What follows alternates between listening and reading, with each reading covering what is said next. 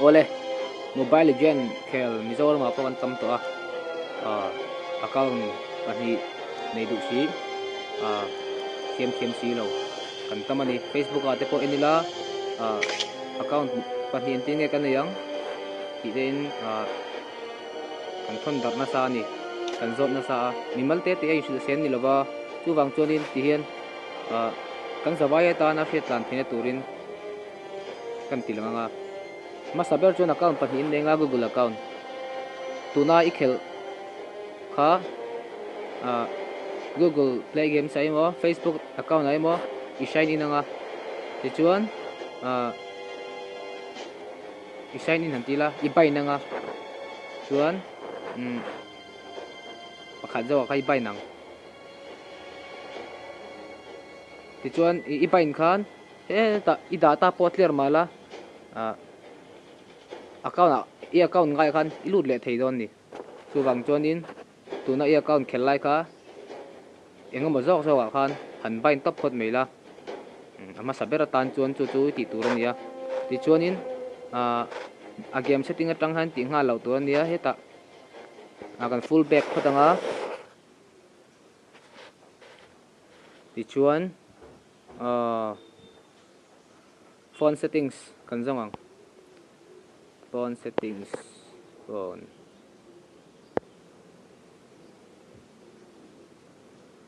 settings sa kaluta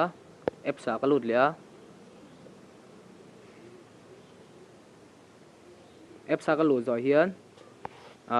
Google Play service le Play Games ka zonga chuta chuan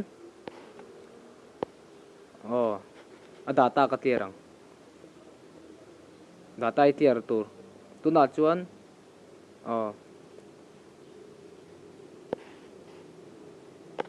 a data I tiranga heta ilut lenga Play Store akan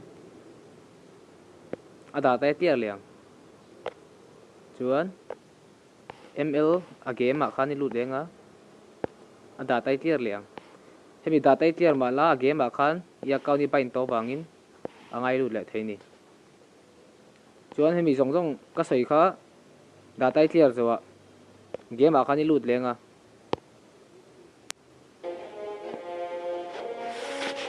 chuan game ai lu khan abul tangin an lo tanga download te po ti khan ai update ang ti chuan leila ha ron langa minion nen ti khan nang ma in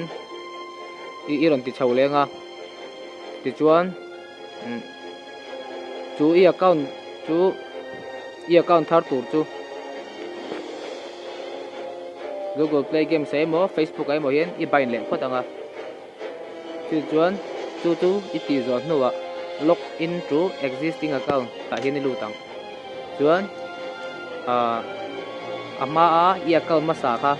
Google Play Games ai mo Facebook ai mo pon ni se i bain zok na khan i click anga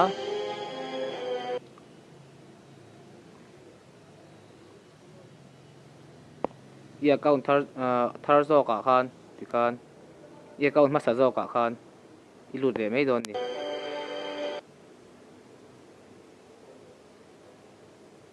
ti khan ol sam dawin ati thei ani no tuna hian ai connection lam hi sak tuk lawa Mizoram chu tlang ram ani angin net hi a tho over thei lo ani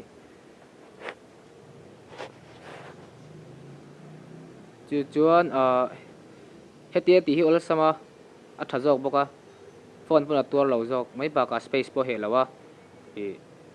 apps double account siam na tur tam taka omani parallel space ti te double account khatiang chi sang ka tam mai khatiang kha download lovin hian ka ti da hian ol sam de bina ti theya a she lo jok te hne na sil sia thi apoi mo le in ka sia tuna hian load me ka account pakhat zo ka khan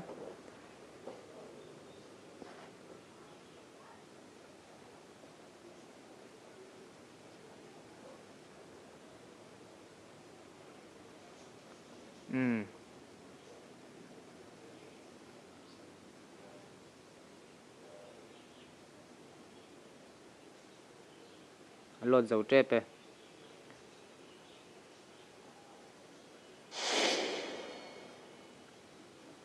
ô thì con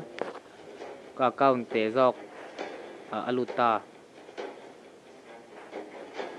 tiêu thì chuan thì đàn lệ tù ra chuan